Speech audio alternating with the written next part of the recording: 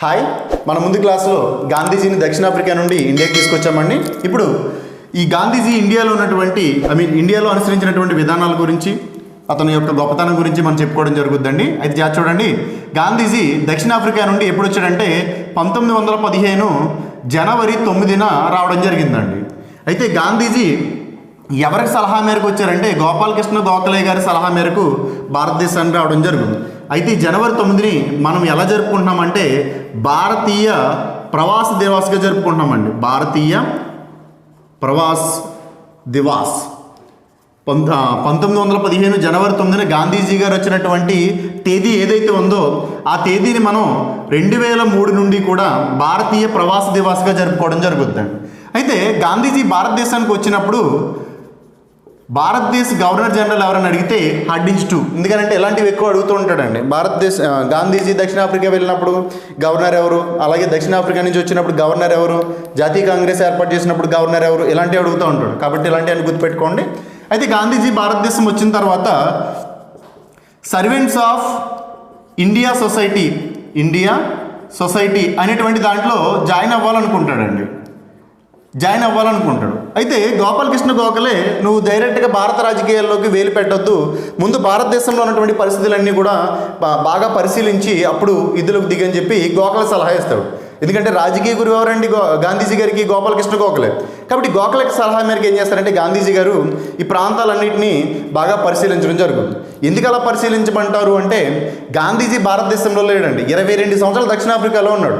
కాబట్టి భారతదేశంలో ఏదైనా ఉద్యమం చేయాలంటే భారతదేశంలో ఉన్నటువంటి ప్రజలు ఎలాంటి వారు, వాళ్ళ యొక్క పరిస్థితులు ఎలా ఉన్నాయి, ఆ విషయాలన్నీ తెలుసుకోవాలి.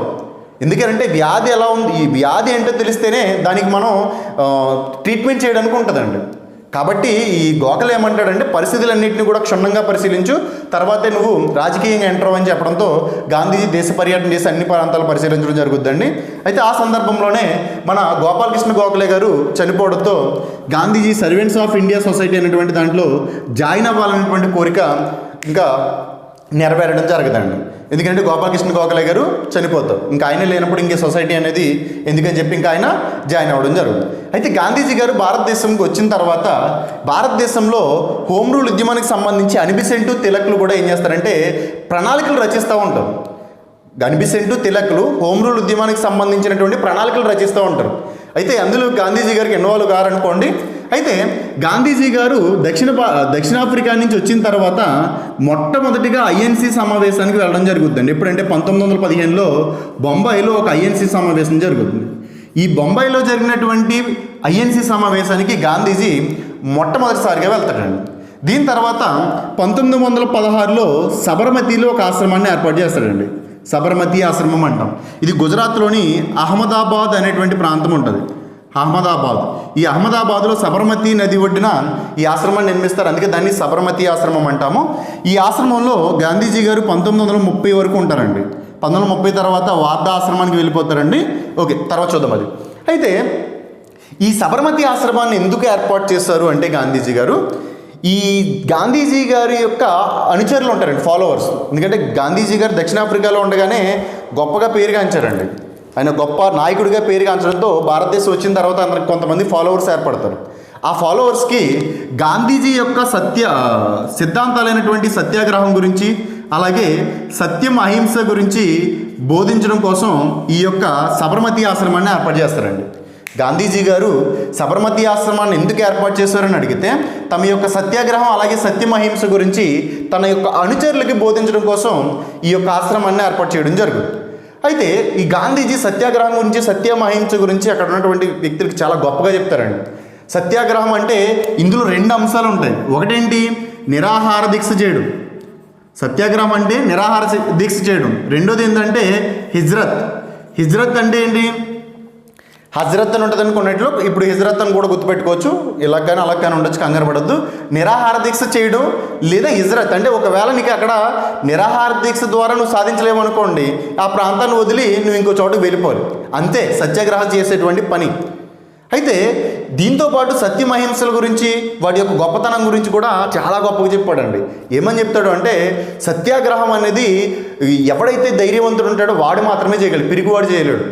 ఎందుకంటే సత్యాగ్రహి యొక్క ముఖ్య ఉద్దేశం ఏంటి, శాంతియుతంగా ఉద్యమాన్ని నడపాలి. అలా శాంతియుతంగా ఉద్యమాన్ని నడపాలంటే చాలా ధైర్యవంతుడు మాత్రమే ఇది నడుపుతాడు, పిరికివాడు సత్యాగ్రహాన్ని అనుసరించలేడని చెప్తాడు. రెండోదండి, సత్యాగ్రహాన్ని అనుసరించేటువంటి వ్యక్తి ఎప్పుడు నీతి నిజాయితీలతో ఉండాలి. అంతేకాకుండా చెడు మీద ఎప్పుడు వ్యతిరేకత ఉద్యమం చేయాలి. ఆ ఉద్యమం ఎలా చేయాలి? అవతల వాడితో హింసాపరమైనటువంటి విధానాలు కాకుండా అహింసా మార్గంలో చేయాలి. హింస అనేది కేవలం మృగధర్మం మాత్రమే, అంటే మృగాలు మాత్రమే హింస చేస్తాయి. కానీ సత్యాగ్రహి యొక్క ధర్మం ఏంట్రా అంటే అహింసా మార్గం. అలా ఈ సత్యాగ్రహి ఎవడైతే ఉంటాడో వాడు ఈ చెడుకి వ్యతిరేకంగా పోరాటం చేసినప్పుడు అవతల వ్యక్తి నిన్ను ఎంత ఇబ్బంది పెట్టినా సరే నువ్వు హింసకు పాల్పడకుండా నువ్వు మంచిగా ఉండడాన్ని సత్యాగ్రహం అంటాం. అది గాంధీజీ గారు ప్రజలకు ఆ విధంగా బోధించారండి.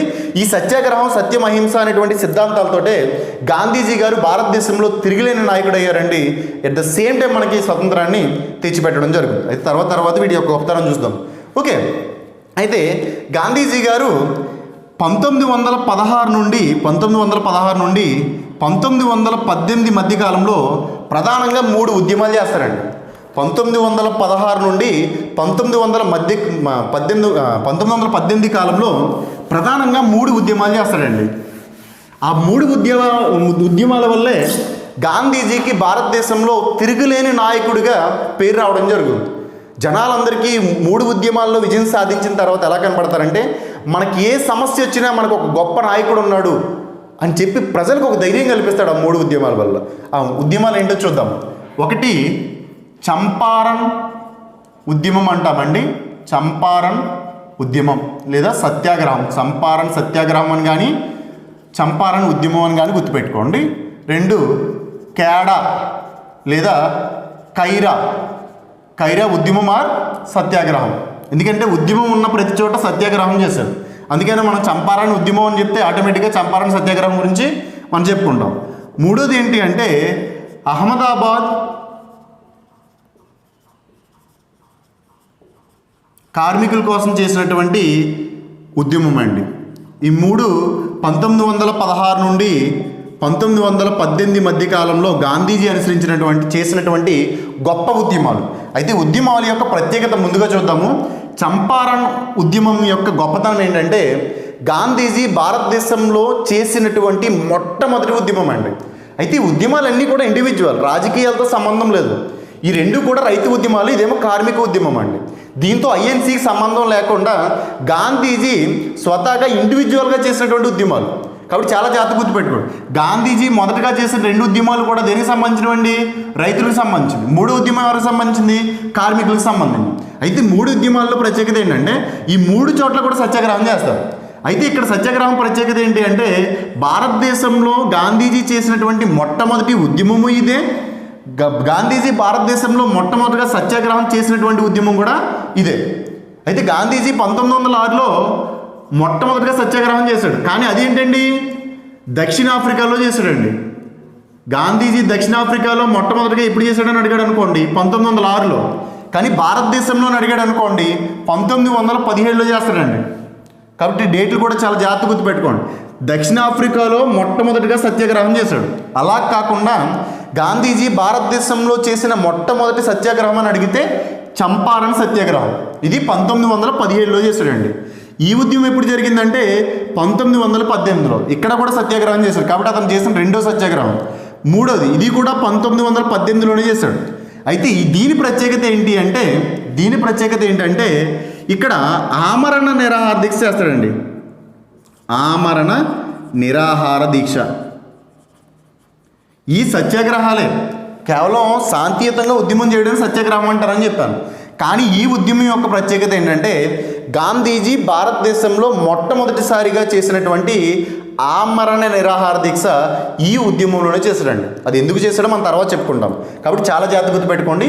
చంపారన్ ఉద్యమం యొక్క ప్రత్యేకత ఏంటని అడిగితే భారతదేశంలో గాంధీజీ మొట్టమొదటిగా చేసినటువంటి ఉద్యమము, తర్వాత కైడా 2వ ఉద్యమము, ఇక్కడ కూడా సత్యాగ్రహం చేశాడు, 2వ సత్యాగ్రహం చేశాడు. ఇక్కడ చేసినటువంటి సత్యాగ్రహం ఆమరణ నిరాహార దీక్ష భారతదేశంలోనే మొట్టమొదటిసారిగా చేశాడు.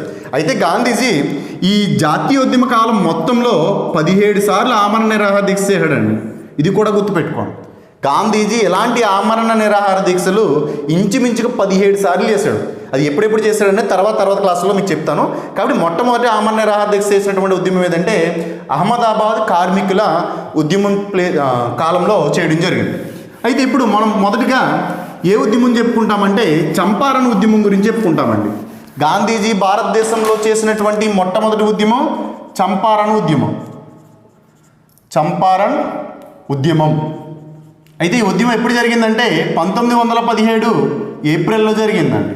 అసలు ఈ ఉద్యమానికి పేరు ఎందుకు వచ్చింది అంటే చంపారన్ ఎందుకు పెట్టామంటే చంపారన్ అనేది ఒక జిల్లా అండి. ఇది ఎక్కడుంది? బీహార్లోని ఒక జిల్లా. కాబట్టి ఈ బీహార్లోని ఈ జిల్లాలో ఉద్యమం చేశారు కాబట్టి దీనికి చంపారన్ ఉద్యమం అని చెప్పామండి. అయితే ఈ ఉద్యమం ఎందుకు జరిగింది అంటే దీనికి కారణాలు ఏంటి? ఈ ఉద్యమం జరగడానికి గల కారణాలు ఏంటి అంటే ఒకటి బలవంతంగా నీలిమందు సాగు చేయించడం అండి. బలవంతంగా నీలిమందు సాగు చేయించడం అండి. చెప్తాం ఏంటనేది. రెండోది ఏంద్రా అంటే తీనికతియా పద్ధతి అమల్లో ఉంది. చూడండి ఒకసారి కారణాలు ఏమని చెప్తున్నానండి. బలవంతంగా నీలిమందు సాగు చేయించడం అంటే చూడండి ఐరోపా నీలిమందు భూస్వాములు అంటామండి. నీలిమందు తోటలకు సంబంధించినటువంటి భూస్వాములని ప్లాంటర్స్ అంటాం. ఈ ప్లాంటర్స్ మన స్వదేశంలో ఉన్నటువంటి భూస్వాములతో శాశ్వతంగా ఒప్పందం చేయించుకుంటారండి. 20 సంవత్సరాలు లీజుకి తీసుకొని ఆ లీజులో అక్కడ ఉన్నటువంటి రైతు కూలీలతో బలవంతంగా ఈ పంటలు పండిస్తూ ఉంటారు. 20 సంవత్సరాలు చేసుకుంటారండి. అలా ఈ ప్లాంటర్స్ ఆ రైతు కూలీలకి మధ్య జరిగినటువంటి ఒప్పందాన్ని ఏమంటామంటే ర్యోతీ పద్ధతి అంటాం.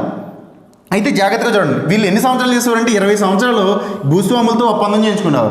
కాబట్టి 20 సంవత్సరాల వరకు కూడా ఇక్కడ ఉన్నటువంటి రైతు కూలీలతో బలవంతంగా ఈ ఐరోపా నీలిమందు భూస్వాములు అంటే నీలిమందు తోటలకు సంబంధించినటువంటి భూస్వాములు ఎవరైతే ఉన్నారో వాళ్ళు ప్లాంటర్స్ అంటాం. వీళ్ళు చాలా ఇబ్బందులు పెడుతూ ఉండేవారు. రెండోది ఏంటి అంటే ఈ నీలిమందు పద్ధతిలో తీనికత్య పద్ధతిని అనుసరణ చేసేవారు అనమాట. తీనికత్య పద్ధతి అంటే అర్థం ఏంటంటే పంటలో ఫర్ ఎగ్జాంపుల్ మీకు 20 ఎకరాలు ఉందనుకోండి, అందులో ఖచ్చితంగా 3 ఎకరాలు ఏం చేయాలంటే నీలిమందు పంటనే పండించాలి. దీన్నే తీనికత్య పద్ధతి అంటాం. కాబట్టి చూడండి ఒకటి బలవంతంగా నీలిమందు సాగు చేయించేవారు రైతు కూలీలతో. రెండోది ఏంటి తీనికత్య పద్ధతి. నీకు 20 ఎకరాలు ఉంటే అందులో 3 ఎకరాలు ఖచ్చితంగా ఏం చేయాలి? నీలిమందు పండించాలి. ఈ 2 పద్ధతుల వల్ల ఇక్కడ ఉన్నటువంటి రైతులు చాలా ఇబ్బందులు పడ్డారండి. అదేంటి 2 పద్ధతుల వల్ల పడినటువంటి ఇబ్బందులు ఏంటంటే చూడండి ఈ నీలిమందు పండించడం వల్ల వచ్చేటువంటి నష్టాలు ఏంటంటే ఒకటి నీలిమందును ఎక్కువగా పండించడం వల్ల భూమి యొక్క సారం తగ్గిపోతుంది. తర్వాత కాలంలో భూమి యొక్క సారం తగ్గిపోతే తర్వాత కాలంలో ఏ పంట వేసినా సరిగా పండదు. రెండోది ఏంటంటే ఆహార కొరత ఎక్కువ ఏర్పడుతూ ఉంటుంది. రెండోది ఏంటంటే రైతులు పండినా పండకపోయినా భూస్వాములకి శిస్తు కడతా ఉండాలి. కాబట్టి అది ఒక ఇబ్బంది. కాబట్టి భూమి యొక్క సారం తగ్గిపోద్ది. మరి రెండోది ఏంద్రా అంటే వీళ్ళు పండించినటువంటి నీలిమందు ఈ ప్లాంటర్స్ భూస్వాములు ఎక్కడైతే అమ్మమంటారో ఎప్పుడు ఎంతకు అమ్మమంటే అంతకు అమ్మాలండి. వీళ్ళు ఎప్పుడు ఎంతకు అమ్మమంటే అంతకు అమ్మాలి. వీళ్ళకంటూ ఒక గిట్టుబాటు ధర అలాంటివి ఏమీ లేవు. కష్టపడి పంట అంతా పండించిన తర్వాత ఈ భూస్వాములు పలానా మార్కెట్లో అమ్మండి, ఇంత రేటుకి అమ్మండి అంటే వాళ్ళు నోరు మూసుకొని అమ్మాలి. దానికి సరైన గిట్టుబాటు ధర ఉండేది కాదు. కాబట్టి చాలా ఇబ్బందులు పడుతూ ఉండేవారు. మూడోది ఏంటంటే అంటే పోనీ ఈ ఇబ్బందులు బాగానే ఉన్నాయిరా పోనీ అడ్జస్ట్ అవుదామంటే మన లోకల్లో ఉన్నటువంటి జమీందారులు ఉంటారు చూడండి భూస్వాములు. ఈ జమీందారులు ఏం చేసేవారంటే ఈ నీలిమందు పంటలను పండించేటువంటి రైతుల దగ్గర నుంచి 2 రకాల పన్నులను ఉపయోగించేవారండి. సరాబేసి మరియు తవాన్ అనేటువంటి 2 పన్నులు వసూలు చేసేవారు. సరాబేసి అంటే పన్ను ఎక్కువ చేయడం అండి, పన్ను పెంచడం. సరాబేసి అంటే ఏంటి? పన్ను పెంచడం. మరి తవాన్ అంటే ఏంటంటే ఒకవేళ భూస్వామికి ఈ భూమి యొక్క సారం తగ్గిపోయి పంటల వల్ల ఏమైనా నష్టం వచ్చింది అనుకోండి, వాడికి ప్రతి సంవత్సరం రావాల్సినటువంటి లాభం అనేది రాలేదనుకోండి, ఆ నష్టం అంతా ఎవరు భరించాలంటే రైతు భరించాలి. వాడికి ఎంత అయితే రావాలో అంత రాలేదనుకోండి ఆ భూమిలో, దాని యొక్క నష్టాన్ని రైతులే భరించాలి. దాన్ని తవాన్ అంటాం అనమాట. కాబట్టి చూడండి ఒకటి భూమి యొక్క సారం తగ్గిపోతూ ఉంటుంది. 2 ఎక్కడ ఎప్పుడు ఎంతకు అమ్మాలో వాళ్ళే నిర్ణయిస్తారు. దానివల్ల గిట్టుబాటు ధర ఉండేది కాదు. తర్వాత జమీందారులు ఏం చేసేవారంటే వీళ్ళ దగ్గర నుంచి అధికంగా వ్యతిరేకంగా అంటే ప్రభుత్వ విరుద్ధంగా సరాబేసి అలాగే తవాన్ అనేటువంటి 2 పన్నుల్ని వసూలు చేయడం జరిగింది. మరి సరాబేసి అంటే ఏంటి అంటే పన్నును పెంచడం అండి. మరి తవాన్ అంటే ఏంటంటే అధిక మొత్తం మీద నష్టం ఎంతైతే ఉందో అంతా కూడా రైతులే చెల్లించాలి. ఈ సందర్భంలో అక్కడ ఉన్నటువంటి కొంతమంది వ్యక్తులు ఏం చేస్తారంటే ఈ చంపారణలో ఉన్నటువంటి భూస్వాములకు వ్యతిరేకంగా ఏం చేస్తారంటే తిరుగుబాటు చేస్తారు. అలా ఆ యొక్క రైతు తిరుగుబాటుకి నాయకత్వం వహించినటువంటి వ్యక్తి ఎవరంటే రాజ్ కుమార్ శుక్లా, అలాగే బ్రిజ్ కిషోర్ ఇతను బీహార్లోని రైతుల యొక్క నాయకుడు అండి. ఈయన బ్రిజ్ కిషోర్ అనేటువంటి వ్యక్తి బీహార్లో ఉన్నటువంటి చంపారణలో ఉన్నటువంటి రైతుల యొక్క నాయకుడే బ్రిజ్ కిషోర్. ఈయన ఈ రాజ్ కుమార్ శుక్లా రైతులకి వీళ్ళు చేస్తున్నటువంటి నీలిమందు పంటకు వ్యతిరేకంగా ఉద్యమం నడిపినటువంటి వ్యక్తులు ఎవరంటే రాజ్ కుమార్ శుక్లా, బ్రిజ్ కిషోర్లే. అయితే వీళ్ళు ఏం చేస్తారు, ఉద్యమం నడుపుతారు కానీ పెద్దగా స్పందించడం. అయితే 1914లో బీహార్లోని రాష్ట్ర కాంగ్రెస్ సమావేశం జరుగుద్దండి. ఈ రాష్ట్ర కాంగ్రెస్ సమావేశంలో బ్రిజ్ కిషోర్ ఏమంటారు, ఈ బీహార్లోని ఒక రైతాంగ కమిటీని ఏర్పాటు చేయండి అని చెప్పి రైతులకు కమిటీని ఏర్పాటు చేసి వాళ్ళు బాగోగులు చూడండి అని చెప్పి ప్రభుత్వానికి విన్నపిస్తాడండి. అయితే ప్రభుత్వం పట్టించుకోదు. ఎందుకు అలా చేయమంటాడు అంటే మనకి ముందు క్లాసులో చెప్పుకున్నామండి. 1859-61 మధ్యకాలంలో నీలిమందు విప్లవం అని చెప్పుకున్నాం. నీలి విప్లవం అంటాం. ఎక్కడ జరిగిందంటే బెంగాల్లో జరిగింది. సేమ్ టు సేమ్ ఇక్కడ ఏదైతే ప్రాబ్లం ఉందో అదే ప్రాబ్లం బెంగాల్లో ఉందండి అప్పుడు. అయితే ఆ ప్రాబ్లం కోసం ఇక్కడ బెంగాల్లో ఉన్నటువంటి వ్యక్తులందరూ కృషి చేస్తే ప్రభుత్వం ఏం చేసింది, దాన్ని రద్దు చేయడం జరిగింది. అందుకని వీళ్ళు దీన్ని రద్దు చేసి ఈ చంపారణ్ రైతులకు సంబంధించి బీహార్ రైతులకు సంబంధించి ఒక కమిటీని ఏర్పాటు చేయడం అని చెప్పి ప్రభుత్వానికి విన్నపిస్తాడు. ఈ ప్రభుత్వానికి విన్నపించినప్పటికీ ఎవరో పట్టించుకోకపోవడంతో 1916లో లక్నో సమావేశం జరుగుతుంది. ఈ లక్నో సమావేశానికి రాజ్ కుమార్ శుక్లా అలాగే బ్రిజ్ కిషోర్లు వెళ్తారు. వెళ్ళినప్పుడు ఇక్కడికి గాంధీజీ గారు కూడా వస్తారండి. మీకు లక్నో సమావేశం గురించి చెప్పానండి. అతివాదులు, మితవాదులు, ముస్లిం లీగ్, హిందువులు కలిసినటువంటి గొప్ప సమావేశం ఏంటంటే లక్నో సమావేశమే. అయితే ఈ లక్నోకి గాంధీజీ కూడా వస్తాడు. ఆల్రెడీ గాంధీజీ దక్షిణాఫ్రికాలో గొప్పగా ఉద్యమాలు చేసి సక్సెస్ అయ్యాడని చెప్పాను చూడండి. అందుకని ఆ విషయం తెలిసినటువంటి రాజ్ కుమార్ శుక్లా ఏం చేస్తారంటే గాంధీజీకి చంపారణ్ రైతుల యొక్క పరిస్థితి గురించి క్షుణ్ణంగా చెప్పడం జరుగుతుంది. కాబట్టి జాగ్రత్త గుర్తుపెట్టుకోండి. ఈ రాజ్ కుమార్ శుక్లా అనేటువంటి వ్యక్తి ఈ చంపారణలో రైతుల యొక్క దుస్థితి గురించి గాంధీజీకి చాలా క్లియర్గా ఎక్స్ప్లెయిన్ చేస్తాడు. సార్ ఇక్కడ మీరు వచ్చి మా ప్రాబ్లమ్ సాల్వ్ చేయండి, మేము చాలా ఇబ్బందులు పడుతున్నాం, ఇక్కడ ఉన్నటువంటి రైతుల దుస్థితి ఇది అని చెప్పి గాంధీజీ చెప్పడంతో గాంధీజీ నేను వస్తాను అని చెప్పి ఎప్పుడు చెప్తాడు, 1917 ఏప్రిల్ నెలలో వస్తానని చెప్తాడండి. నేను 1917 ఏప్రిల్ నెలలో ఇక్కడ మనం దానికి సంబంధించి నిర్ణయాలు తీసుకుందాం, నేను అక్కడికి వస్తానని చెప్పి గాంధీజీ చెప్పడం జరుగుతుంది. ఎందుకంటే గాంధీజీ దేనికైనా ఏదైనా సమస్య ఉందంటే కనుక డైరెక్ట్గా వెళ్ళిపోయి చేసాడండి. ఆ సమస్యని అటువైపు ఇటువైపు రెండు వైపులా చూసి అప్పుడు ఆ సమస్యకు సంబంధించినటువంటి పరిష్కారాన్ని వెతుకుతాడు. అంతే తప్ప ఒక సైడ్ చూసి రైతులు కష్టాలు ఉన్నాయని చెప్పగానే అవతల భూస్వాముల గురించి ఆలోచించకుండా నిర్ణయాలు తీసుకునేటువంటి వ్యక్తి కాదండి. అతను ఏం చేస్తారంటే రెండు వైపులో ఉన్నటువంటి విషయాన్ని క్షుణ్ణంగా పరిశీలించి ఎవరిదైతే తప్పు ఉందో వాళ్ళకి చెప్తాడు. అలా వీళ్ళు ఒప్పించి మధ్య రాజీ కుదురుస్తూ ఉంటాడు. అది గాంధీజీ పని. దక్షిణాఫ్రికాలో ఉన్నప్పుడు చేశాడని చెప్పాను. అందుకే మ్యాన్ ఆఫ్ కాంప్రమైజ్ అంటాం ఆయన. అంటే రాజీ కుదర్చడానికి గొప్ప వ్యక్తి అనమాట ఆయన. అయితే ఇలా ఈ గాంధీజీ 1917 ఏప్రిల్లో వస్తానని చెప్పాడు కదండి. అలా 1917 ఏప్రిల్ నెలలో 1917 ఏప్రిల్ 10న తన శిష్యులు కొంతమంది తీసుకొని ఈ ప్రాంతానికి వస్తారండి. గాంధీజీతో పాటు వచ్చినటువంటి వ్యక్తి ఎవరంటే మహాదేవ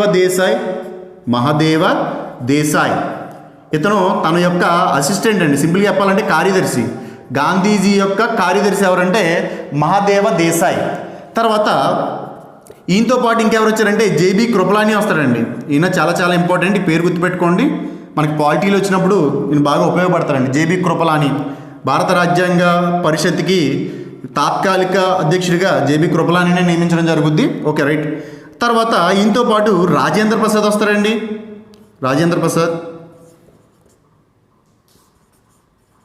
తర్వాత నరహరి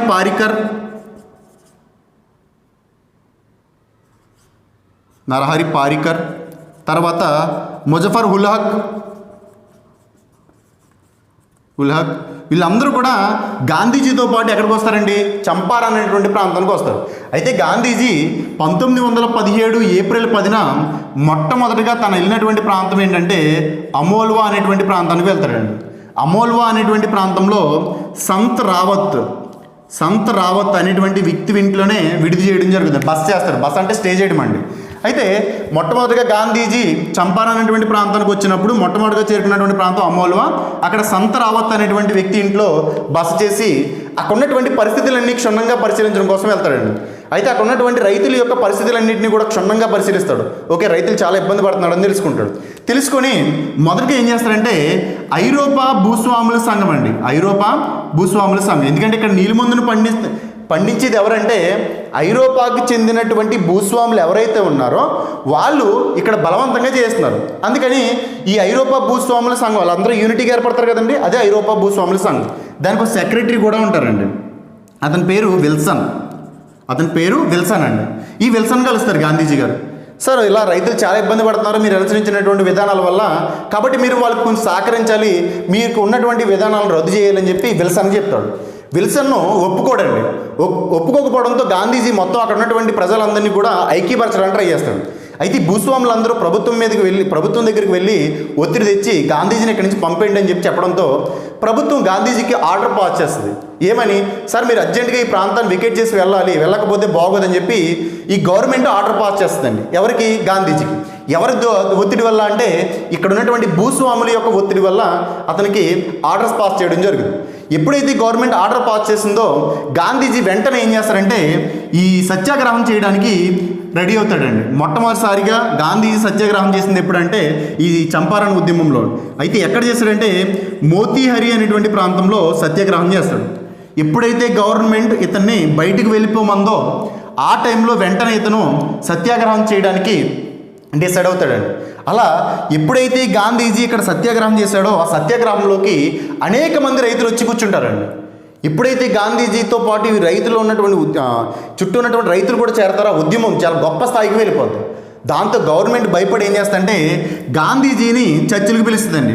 1917 ఏప్రిల్ 18న విచారణ జరుపుద్ది. ఏంది నీ కథ, అసలు నువ్వు కరెక్ట్గా చేస్తున్నావా లేదా అని. అప్పుడు గాంధీజీ చెప్తాడండి, నేను చేసింది తప్పే కానీ ఇక్కడ రైతుల పరిస్థితితో కంపేర్ చేస్తే తప్పు కాదు, నేను చేసేది తప్పే, ప్రభుత్వానికి వ్యతిరేకంగా ఉద్యమం చేయడం అనేది తప్పే, దానికి నాకు ఏ శిక్ష విధించినా నేను పడతాను, కానీ రైతుల దుస్థితి చాలా దారుణంగా ఉంది, మీరు దాన్ని బాగు చేసి మీరు నాకు ఏ శిక్ష విధించినా నేను భరిస్తానని చెప్పడంతో ప్రభుత్వం అర్థం చేసుకుంటుంది, కరెక్టే వీడు చెప్పింది నిజమే. దాంతో ఈ గాంధీజీని ఏమంటుందంటే మీరు కంగారు పడకండి, మీకు ఏం కావాలో చేస్తానని చెప్పి 1917 మే 29న ఫ్రాక్స్రాయ్ కంపెనీని ఏర్పాటు చేస్తండి. ఫ్రాక్స్రాయ్ అనేటువంటి కంపెనీని ఏర్పాటు చేస్తుంది. ఈ ఫ్రాక్స్రాయ్ కంపెనీని ఏర్పాటు చేసి ఈ ఫ్రాక్స్రాయ్ కమిటీలో గాంధీజీని సభ్యుడిగా వేయడం జరుగుతుందండి. ఫ్రాక్స్రాయ్ అనేటువంటి కంపెనీని ఏర్పాటు చేసి ఆ ఫ్రాక్స్రాయ్ కమిటీలో గాంధీజీని సభ్యుడిగా వేయడం జరిగింది. కాబట్టి చాలా చాలా జాగ్రత్త గుర్తుపెట్టుకోండి. గాంధీజీకి సంబంధించి కమిటీ ఫ్రాక్స్రాయ్ కమిటీని ఎప్పుడు వేశారండి? మే 29న వేశారు. అయితే గాంధీజీని ఎప్పుడు విచారించారంటే ఏప్రిల్ 18న విచారించారు. గాంధీజీ చంపారన్ అనేటువంటి ప్రాంతానికి ఎప్పుడు వచ్చారంటే 1917 ఏప్రిల్ 10న వచ్చాడండి. అతను కూడా వచ్చినటువంటి వ్యక్తులు మహాదేవ దేశాయ్, జేబీ కృపలాని, రాజేంద్ర ప్రసాద్, నరహర్ పారికర్, ముజఫర్ హుల్లాక్. అయితే గాంధీజీని ఇక్కడ రమ్మని చెప్పి లెటర్ రాసినటువంటి వ్యక్తి, వివరించిన వ్యక్తి ఎవరంటే రాజ్కుమార్ శుక్లా. అయితే ముందు గాంధీజీ కంటే ముందు ఇక్కడ నాయకత్వం వహించినటువంటి వ్యక్తులు రాజ్కుమార్ శుక్లా అలాగే బ్రిజ్ కిషోర్. Okay, right. అయితే ఈ గాంధీజీ ఉన్నటువంటి కమిటీ ఏం చేస్తుందంటే మొత్తం అక్కడ ఉన్నటువంటి పరిస్థితులన్నింటినీ కూడా పరిశీలించి ఒక నివేదిక తయారు చేస్తుంది. ఆ నివేదికలో చాలా విషయాలు ఉంటాయి. ఏంటంటే ఈ ఐరోపా భూస్వాములు రైతుల్ని ఏ విధంగా అయితే దౌర్జన్యం చేస్తున్నారో దాన్ని ఆపేయాలి. ఈ ఐరోపా భూస్వాములు చేస్తున్నటువంటి దోపిడీని ఆపేయాలి. రెండోది, బలవంతంగా నీలిమందు పంటను పండించకూడదు. రెండోది ఏంటి అంటే వాళ్ళకి ఒకవేళ నచ్చింది అనుకోండి వాళ్ళు చేస్తారు అంతే తప్ప బలవంతంగా వాళ్ళతో చేయించకూడదు. మూడోది ఏంటంటే ఒకవేళ నీలిమందు పంటను పండించినప్పటికీ మీరు చెప్పినటువంటి ప్లేసుల్లో కాకుండా మీకు నచ్చినటువంటి ధరకు కాకుండా వాళ్ళకి స్వేచ్ఛనివ్వాలి. వాళ్ళు ఎక్కడ అమ్ముకోవాలో, వాళ్ళు ఎంతకు అమ్ముకోవాలనేటువంటి స్వేచ్ఛనివ్వాలి. నాలుగోది ఏంటి, వీళ్ళు 20 సంవత్సరాలు భూస్వాముల దగ్గర నుంచి అంటే స్థానిక భూస్వాములు ఎవరైతే ఉన్నారో వాళ్ళ దగ్గర నుంచి శాశ్వతంగా తీసుకున్నటువంటి 20 ఇయర్స్కి ఆ 20 ఇయర్స్కి తీసుకున్నటువంటి భూమిని వాళ్ళకి మళ్ళీ తిరిగి ఇచ్చారు. అలా 20 ఇయర్స్ వద్దు, ఇయర్ దాన్ని ఏం చేసుకోవాలి, కొత్తగా మార్పులు చేసుకోండి. అంతే తప్ప 20 ఇయర్స్ తీసేసుకొని మీకు నచ్చినట్టు వ్యవహరించడం కరెక్ట్ కాదు. కాబట్టి 20 ఇయర్స్కి ఎవరైతే శాశ్వతంగా రాయించుకుంటారో వాళ్ళు మళ్ళీ తిరిగి స్థానిక భూస్వాములకి ఆ పొలాలను ఇచ్చేసారు. తర్వాత రైతుల పరిస్థితిని మెరుగుపరచడం కోసం ఏ విధంగా కృషి చేయాలో ఆ విధంగా కృషి చేయాలని చెప్పి రిపోర్ట్ తయారు చేసిందండి నివేదిక. ఈ యొక్క కమిటీ ఏమేం చెప్పిందండి, ఈ రైతులపైన చేస్తున్నటువంటి దౌర్జన్యం, ఐరోపా భూస్వాములు ఎవరైతే ఉన్నారో వాళ్ళు రైతులపై చేస్తున్నటువంటి దౌర్జన్యాన్ని రద్దు చేయాలి. రెండోది ఏంటి, బలవంతంగా నీలిమంత పంటను పండించకూడదు, నచ్చితే వాళ్ళు చేస్తారు. మూడోది ఏంటి, వీళ్ళు శాశ్వతంగా ఏదైతే భూమిని తీసుకున్నారో స్థానిక భూస్వాముల దగ్గర నుంచి వాళ్ళకి తిరిగి ఇచ్చేయాలి. నాలుగోది ఏంటి, పంటను ఎక్కడ ఎంత రేటుకి అమ్ముకోవాలనేది రైతులకే స్వేచ్ఛనివ్వాలి. ఐదోది ఏంటి అంటే రైతులు బాగుపడడానికి కావాల్సినటువంటి చర్యలు తీసుకోవాలని చెప్పుద్ది. దట్టు ఈ జమీందారులు తవాన్ మరియు సరాబేసి అనేటువంటి పనులు వసూలు చేస్తారు కదండి, వాటిని మళ్ళీ వాళ్ళకి కొంత నష్టపరిహారం ఇప్పించాలని చెప్పి ఆ నివేదికలో పేర్కొంటారండి. ఆ నివేదిక ప్రకారం కొన్ని అమల్లోకి వచ్చాయండి. ఒకటి ఏంటంటే తీన్ కతియా పద్ధతి అండి. తీన్ కతియా పద్ధతి రద్దు అయిపోయింది. ఈ బీహార్లో ఉన్నటువంటి తీన్ కతియా పద్ధతి అనేది రద్దు అయిందండి. తీన్ కతియా అంటే ఏంటండి, 3/20 వంతు, అంటే నీకు ఉన్నటువంటి భూమిలో 20లో 3 పార్ట్స్ ఏం చేయాలి, నీళ్ళ మందునే పండించాలి. ఆ విధానాన్ని రద్దు చేశారండి. రెండోది ఏంటి అంటే 1917 చంపారన్ కౌలుదారీ చట్టం తీసుకొచ్చారు. అంటే దీని ప్రకారం కౌలుదారులకి రక్షణ కల్పిస్తారండి. ఈ చట్టం ప్రకారం విదేశీయులు కానీ స్వదేశీయులు కానీ రైతులను ఇబ్బంది పెట్టకూడదు, ఈ చట్టం ప్రకారమే వెళ్ళాలి. మూడోది ఏంటి అంటే రైతుల దగ్గర నుంచి తీసుకున్నటువంటి సొమ్ముని 25% తిరిగి వెనక్కిచ్చేస్తారండి. అంటే వీళ్ళు దౌర్జన్యంగా చట్ట వ్యతిరేకంగా స్థానిక జమీందారులు వసూలు చేసినటువంటి డబ్బుని తిరిగి కొంత నష్టపరిహారాన్ని చెల్లించడం జరుగుతుందండి. ఇది చంపారన్ ఉద్యమానికి సంబంధించినటువంటి అంశం అండి. ఈ చంపారన్ ఉద్యమం ఒక ప్రత్యేకత ఏంటంటే గాంధీజీ చేసినటువంటి మొట్టమొదటి ఉద్యమం మరియు గాంధీజీ విజయం సాధించినటువంటి మొట్టమొదటి ఉద్యమం. ఈ ఉద్యమం కాలంలోనే గాంధీజీకి మహాత్మా మరియు బాపూజీ అనేటువంటి బిరుదులు వచ్చినాయండి. గాంధీజీకి మీకు 5 బిరుదులు చెప్పాను, భాయ్, కైజర్ ఈ హింద్, తర్వాత బాపూజీ, మహాత్మా, ఇలాంటివి చెప్పుకుంటూ వెళ్ళామండి. అయితే ఈ బాపూజీ, మహాత్మా అనేటువంటి బిరుదులు ఎక్కడ వచ్చినాయి అంటే ఇక్కడే వచ్చినాయండి. ఈ ఉద్యమ సందర్భంలోనే వచ్చినాయి. అది చంపారన్ ఉద్యమానికి సంబంధించింది. అయితే గుర్తుపెట్టుకోండి, ఈ చంపారన్ ఉద్యమం ఎప్పుడు జరిగిందంటే 1917లో ఏప్రిల్ 10 చూడండి. అయితే మనకి 2017లో గుజరాత్లోని మోతీహరి అనేటువంటి ప్రాంతంలో 100 సంవత్సరాల ఉత్సవం జరిపారండి. ఇక్కడే 2017 ఏప్రిల్ 10న మోతీహరి అనేటువంటి ప్రాంతంలో ఉత్సవాలు జరిపారండి, వారోత్సవాలు జరిపారు. ఎందుకంటే 100 సంవత్సరాలు అయిన సందర్భంగా ఇది ఒక ప్రాధాన్యత కలిగినటువంటి ప్రాంతం కాబట్టి, దీనికి ఒక చారిత్రక నేపథ్యం ఉంది కాబట్టి ఇక్కడ ఉత్సవాలు జరిపారండి అక్కడ లోకల్లో ఉన్నటువంటి ప్రజలు. అయితే దానికి మన మోదీ గారు కూడా చీఫ్ గెస్ట్గా రావడం జరిగింది. ఓకేనండి, ఇది చంపారన్కి సంబంధించింది. అయితే ఈ చంపారన్ ఉద్యమంలోనే గాంధీజీకి మంచి శిష్యుడిగా మారినటువంటి వ్యక్తి ఎవరంటే శంకర్లాల్ అనేటువంటి యువకుడు గాంధీజీ యొక్క శిష్యుడిగా మారడం జరుగుతుంది. అలా గాంధీజీ గారు ప్రతి ఉద్యమంలో కూడా కొంతమంది ఫాలోవర్స్ యాడ్ అవుతూ ఉంటారండి. తర్వాత ఉద్యమాల్లో మనకి వల్లభాయ్ పటేల్ వీళ్ళందరి గురించి చెప్పుకుంటాము. అయితే ఇది చంపారన్ ఉద్యమానికి సంబంధించింది. నెక్స్ట్ క్లాస్లో మనం ఏం చెప్పుకుంటామంటే క్యాడా సత్యాగ్రహం అలాగే అహ్మదాబాద్ కార్మికుల మిల్లు యొక్క సమస్య గురించి చెప్పుకోవడం జరుగుతుంది.